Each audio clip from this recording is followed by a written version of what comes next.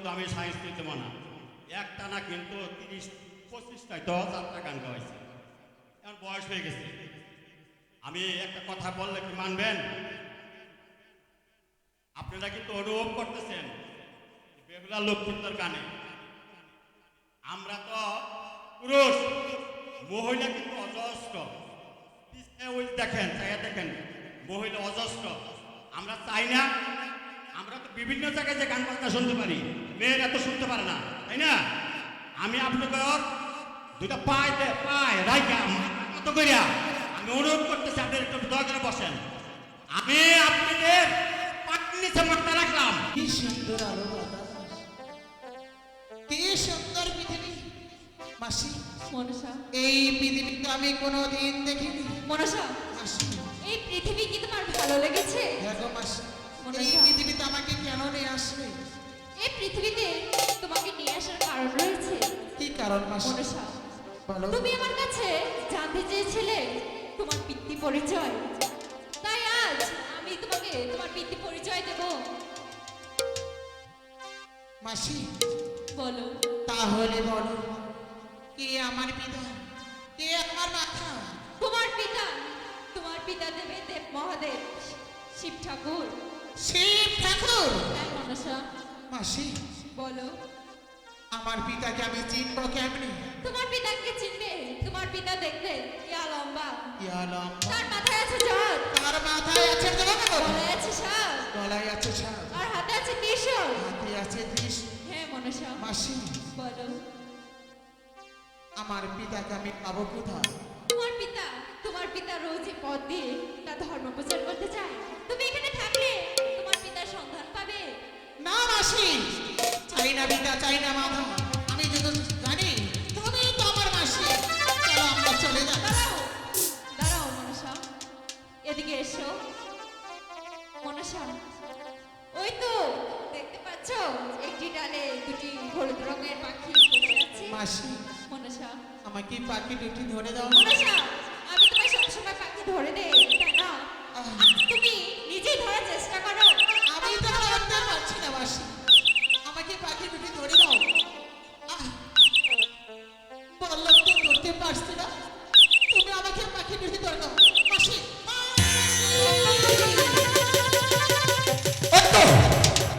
ওই তো সে নির্জন কানন, ওই নির্জন কাননে বসে বসে আমার গুরু নাম করে দেব আরাধনা। তাই তো চলে যাব নির্জন কাননে, ওই নির্জন কাননে বসে বসে আমার গুরু নাম করে দেব নামি সিদ্ধি। তাই তো গাদি ধৈর্য মাদিগিরি হয়ে অগ্রসর হয়ে থাকি আমার সে নির্জন কাননে। আমি আমার সেই রাত একই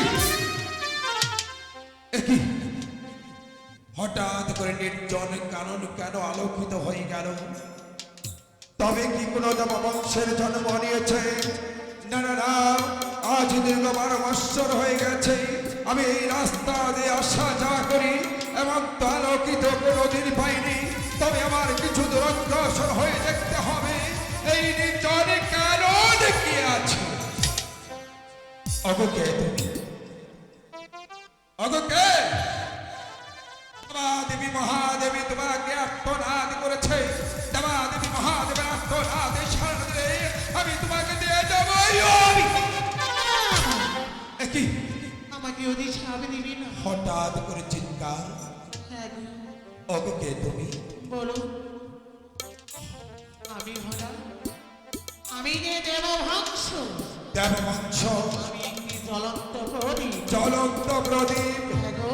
ওগো তুমি বাদিত মাসের হাত হয়েছ। আজ দীর্ঘ 12 বৎসর হয়ে গেছে এই রাস্তাতে কোনো বাজ দেববংশের জন্ম হয়নি। বলো বলো, তোমার কোথায় বাড়ি, কোথায় ঘর, কিবা তোমার মাতা পিতা, কিবা নাম? আমি বলছি আপনি শুনুন।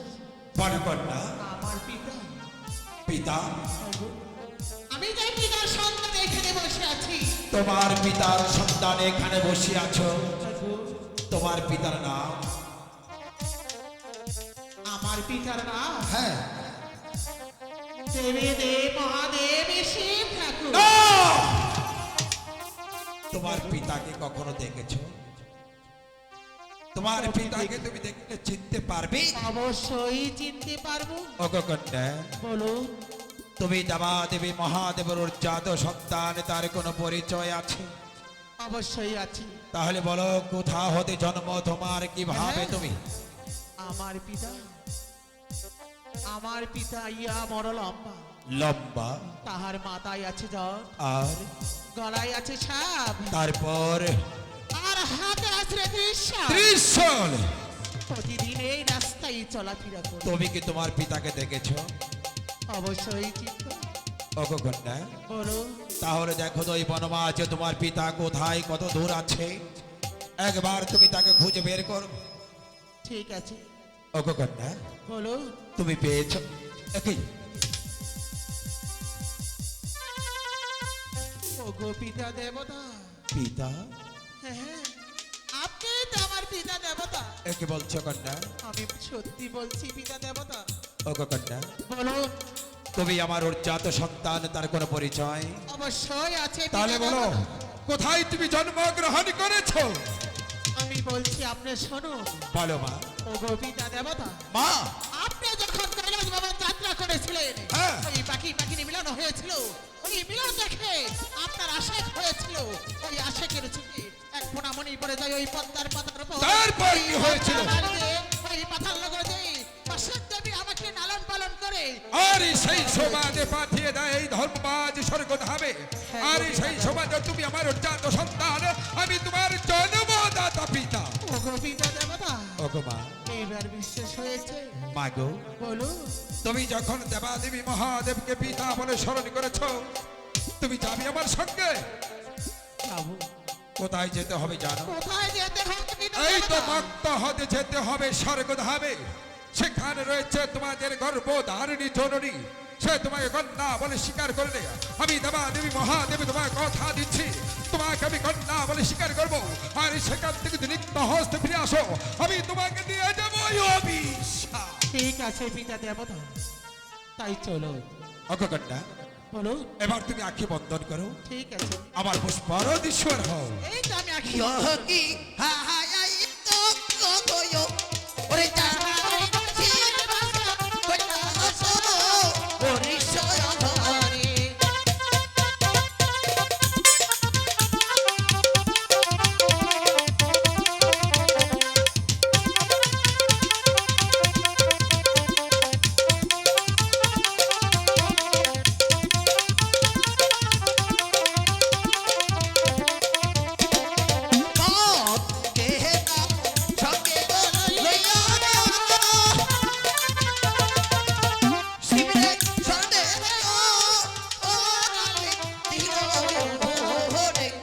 우리 야야 저번에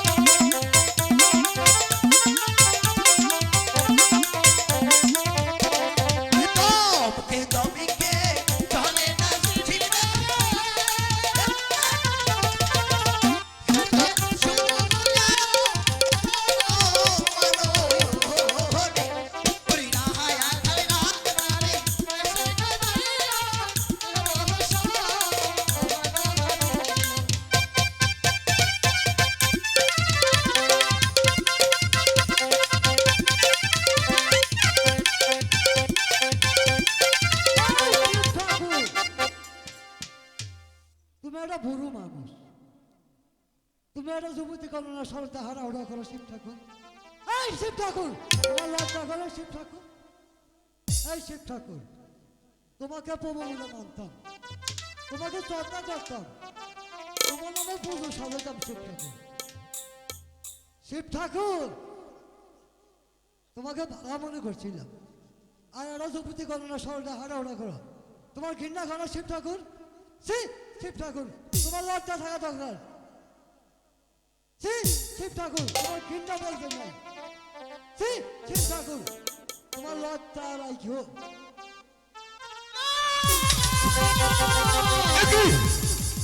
একই মা, তুমি হঠাৎ করে তুমি আমার পুষ্পরথ থেকে কেন জমিনে পড়ে গেলে? পিতা দেবতা, মাগো, আপনি শুনতে পারলেন না পিতা দেবতা? কেন কি হয়েছে? ওই রাখাল কি বলে গেল, কি অপমান করে গেল পিতা দেবতা? ওগো মা, ওই রাখাল কি অভিরাবাদি করেছে যার কারণে তুমি আমার পুষ্পরথ থেকে জমিনে পড়ে গিয়েছো? ওগো পিতা দেবতা, মা, আমি আপনার সঙ্গে যাব না, কারণ যাব না, যাব না, যাব না। না! তুমি আমার সঙ্গে প্রতিশ্রুতি দিয়েছো যাবে, তুমি আমার সঙ্গে স্বর্গ যাবে। এইখানে রয়েছে তোমার গর্ভধারিণী জননী, তার কাছ থেকে যেমনি পাবে হোক না কেন আশীর্বাদ নিতে হবে। পিতা দেবতা, মা, আমি যেতে পারি, কিন্তু একটি কথা কিন্তু মানে বলুন পিতা দেবতা, আমার কথা আপনি রাখবেন? ওগো মা, বলুন। তুমি যখন দেবাদেবী মহাদেবকে একবার পিতা বলে স্মরণ করেছ, আমি তোমাকে এই ভরপুরি নিবাসে আশীর্বাদ করে দিয়ে গেলাম। তুমি আমার কাছে এই রাত্রে যাহা চাবে আমি তোমাকে সেই বর দান করে দাও। সত্যি সত্যি বলছেন পিতা হ্যাঁ রে দেবতা? মা। ওগো পিতা দেবতা, মা গো, আমি বেশি কিছু চাবো না, তাহলে বল। শুধু চাবো আপনার যে 8 কোটি কালো রাজ আছে হ্যাঁ। সেগুলো আমার হাওলা না! করে দিতে হবে। না রে মা, কেন আমি তোকে এই বর দেব না। কেন? তুই আমার কাছে অন্য বর চেয়ে নি, আমি তোকে সেই বর দেবো, কিন্তু তোকে কালো লাগের বর তোকে দেব না। না না না, ওগো পিতা দেবতা, মা, আমি যে আপনারই কন্যা। হ্যাঁ মা গো, বলুন, এই কালো লাগের বর দিয়ে কি করবি? আমি এই নগরে নগরে খেলা দেখাবো আর আর ভক্তের মন কাটাবো। মারি, বলুন এই কালো লাগ যে খেলার পুতুল নয়। পিতা দেবতা, এই খেলা শেষ হলে তাকে মা জমিনে ফেলে দেওয়া যায় না। ওগো মা গো, বলুন। এই আগুন নিয়ে খেলা করা যাবে না।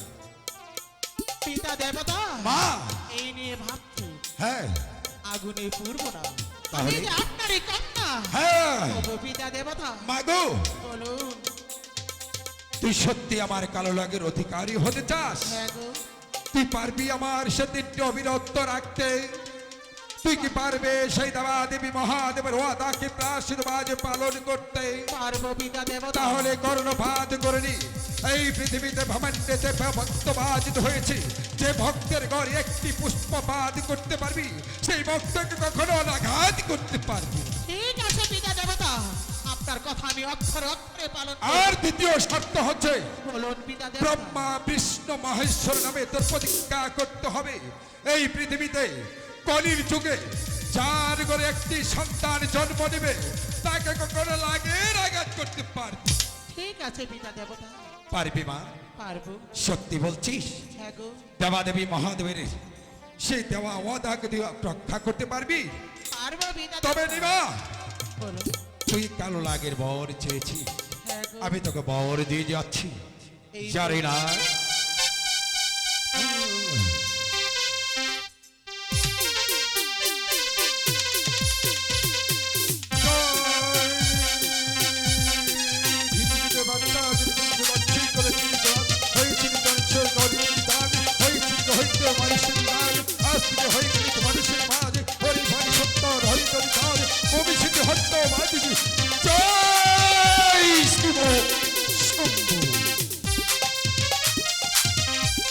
ওগো পিতা দেবতা। মা, পেয়েছিস তুই লাভ? হ্যাঁ গো, মা গো, বলুন। তুই আমার কাছে যে বর চেয়েছিলি আমি তোকে দিয়ে গেলাম, কিন্তু মনে রাখিস দেবাদেবী মহাদেবের একটি কথা যদি অবলম্বন হয়ে যায় তাহলে তুই দেবী বংশের বাধিত হয়েছে নামের মাঝে কলঙ্ক হয়ে যাবি। আর দেবাদেবী মহাদেবের মাঝে তুই যে সে একটি বাধিত হইতে পেয়ে যাবি দুঃখের অপবাদ। ঠিক আছে পিতা দেবতা। বিদায় রে মা। বিদায়। মা, বলুন। এবার তুই আমাকে বিদায় করে দে। ঠিক আছে পিতা দেবতা। বিদায় রে মা। বিদায়। বিদায়, বিদায়। বিদায়, বিদায়। পিতা। মা গো, বলুন। কালো লাগের অধিকারী পেয়েছিস? হ্যাঁ গো, ওগো মা, বলুন। তুই তো দেবীর রূপ ধারণ করেছিস, কিন্তু কোথায় পাবি তুই একটি পুষ্পাঞ্জলি? কোথায় পাবো? কে করবে তোর দেবীত্ব স্বীকার? কোন বিনা দেবতা? তবে তুই শুনে রাখ, সত্য যুগে আমার একটি পরম ভক্ত আছে, সেই উজানিনগর, নাম তার চাঁদি সদাগর। চাঁদ সদাগর? হ্যাঁ, তুমি তার কাছ থেকে যদি একটি পুজো আদায় করতে পারিস, এই পৃথিবীতে হিন্দু মুসলিম বৌদ্ধ খ্রিস্টান যাহাই আছে না কেন সবাই তোকে দেবীত্ব স্বীকার করবে। আর সেখান থেকে যদি হস্ত ফিরে আসিস, সবাই তোকে সেই কলঙ্কের অপবাদ দিবে। ঠিক আছে পিতা দেবতা, যাব। আপনার কথা আমি অক্ষরে অক্ষরে পালন করব। তার আগে পালন করব ওরে রাখালের বাচ্চা, তুই আমাকে অনেক অনেক অপমান করেছিস। আজ তোকে বোঝাবো পদ্মাকে অপমান করা কত ভয়ঙ্কর। আমি আসছি তার সুবীর ধ্বংস নির্ধ্বংস করতে।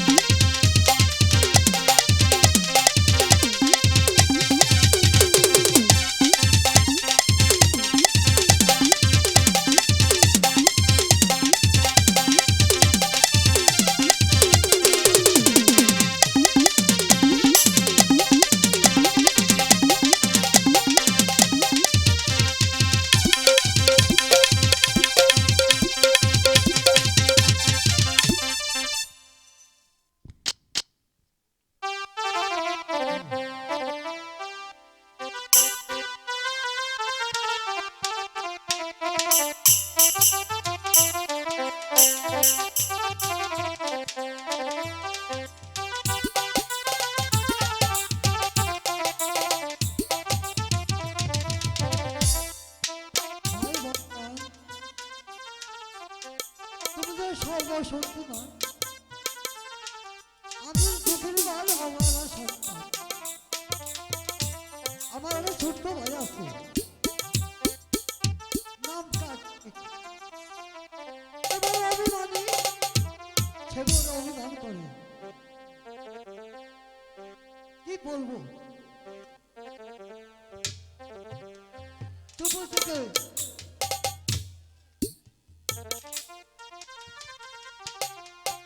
হ্যালো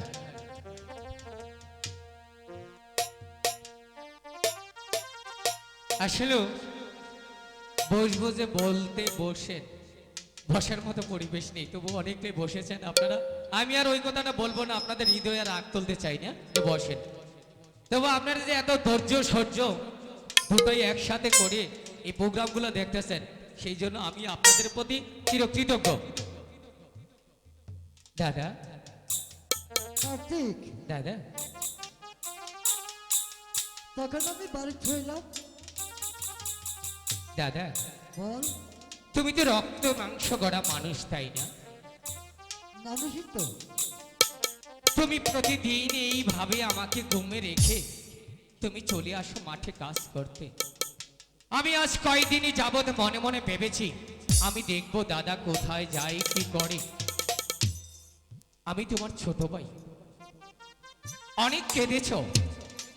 আমি প্রতিক্ষণই দেখি মা যখন তোমার পাশে বসে থাকে তোমার চোখ দিয়ে জল বের হয়ে যায়। তুমি কেন অত কষ্ট করো দাদা? কেন তুমি কাঁদো? একবার কি বলতে পারো? কার্তিক, বলো। বাবা তো পরে চলে গেছে। বাবা বলে গেছে